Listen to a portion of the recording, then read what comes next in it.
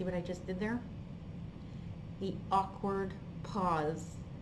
Hey everyone, Jackie Fleischman here, your premier resource to unleash your inner confidence and find your voice in negotiation, conflict, or other challenging situations as they come up in your professional career. In this week's video, I share why silence is golden and how to use it to your advantage. A few years ago, I showed a dental practice to a husband and wife dentist.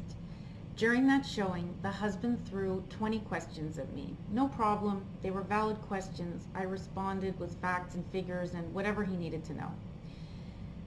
Then he launched into this vitriolic barrage of remarks to tell me everything that was bad and wrong about this practice and why the price was way too high.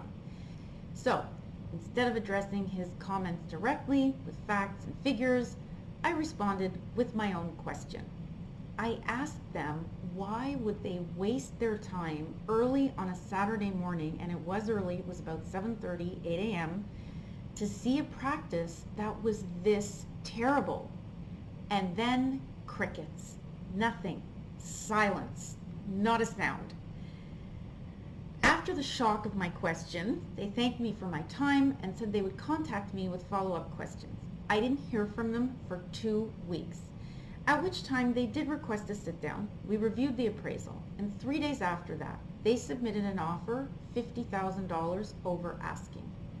How did I do this? What happened here? What happened here is my question communicated 3 things. Number 1, I made the prospect feel awkward by interrupting his pattern of communication. He was trying to intimidate me, and I wouldn't have it. I wouldn't have any of it. Number 2, I was basically saying, look, I know you're interested or you wouldn't be here. And number 3, I was really saying, I don't care whether you submit an offer or not, because I know what this practice is worth, and so do you. I was able to seize an opportunity in the face of a pretty challenging interaction with a prospect. With one question, I commanded respect and completely changed the dialogue and our relationship. Get comfortable in silence. Comedians call silence the awkward pause, and we all laugh about it and we love it when we see it. Craig Ferguson was a master at using it in his piece when he was doing the Late Late Show. But in reality, it's no laughing matter. Silence is downright uncomfortable. It makes most people fidgety, nervous, chatty, and vulnerable. Whatever tics you have, they'll usually show up in the face of silence. When silence takes over a conversation, any structure or direction just went out the window. Ironically, it's exactly what makes silence so uncomfortable that makes it so strategic when harnessed appropriately. When we need to gain the upper hand, shift the balance of power, create an advantage once we've presented our position or the options we want people to consider, or we need to get the other side to reveal information, silence is your most powerful tool. It's totally underutilized because it creates doubt and it keeps people guessing. Deployed in the right circumstances at the right time, initiating an awkward pause or a silence in dialogue can be so empowering and signal strength in your position. So how do we do this? If you're angling for silence to get someone to say more than they intended to, ask an open-ended question to draw out a conversational response. And by the way, this is a really popular strategy used in depositions, or as we call it here in Canada, a discovery. If your position is coming under fire, don't respond. Redirect, like I did in my example. Turn it on to the other person and force them to be silent. And if you're not sure what your decision is going to be with respect to an option or choices that you've been presented with, convene the meeting at an appropriate time. The other side will probably want to know when they can expect to hear from you. This is a great opportunity for you to be a bit evasive or non-committal or vague. You can just tell them that you're going to take some time to think about it and you'll get back to them. That's it. You don't have to say a when. The secret is often in the silence. What if you're not the one imposing the silence? What if you presented your best offer to a prospect and you don't hear anything back? Like I went for 2 weeks not hearing anything. How much time should you let pass before you reconnect? Well, there's no one size fits all because everyone is different and every situation is different, but here are some guidelines that might help.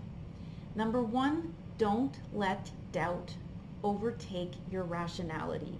It's so hard not to replay the meeting or the presentation. Did I say something wrong? Is my pricing too high? Did I not present it properly? Was I clear? Recognize this isn't productive. Focus on other projects, move on, put this aside because I promise it will circle back one way or another. Number 2, do not bargain against your own interests. Although it's completely unintentional, when you break the silence first, you end up strengthening the other side. What ends up happening is you reveal facts about what you're willing to accept or constraints you're facing that limit your bargaining power. And without the other side giving you any indication of what they're really thinking, you could actually offer to reduce your price or give some kind of concession that maybe they weren't even looking for or that you really didn't want to give, but because you're so uncomfortable, you unintentionally allowed this to slip. So again, don't bargain against your own interests while the silence is going on. A third thing you can think of is don't assume the worst. We do this all the time. Remember, people take time. They need time to consider offers, and there could be a lot of bureaucracy on their side that maybe you don't have to deal with respect to decision making. Number 4, do get comfortable. Play the waiting game. What you're really saying here is, I got this. I'm confident in my product and my service and my ask. And if you don't like it, I'm okay with that. Lean into silence. Learn to embrace it because it's only uncomfortable if we give it that power instead of harnessing it. I'm Jackie Fleischman from Jackie F Coaching. Thank you so much for tuning into my video today. If you like these videos, please subscribe. And as always, there's more information on my website at www.jackiefcoaching.com. Take care, everyone. See you next time.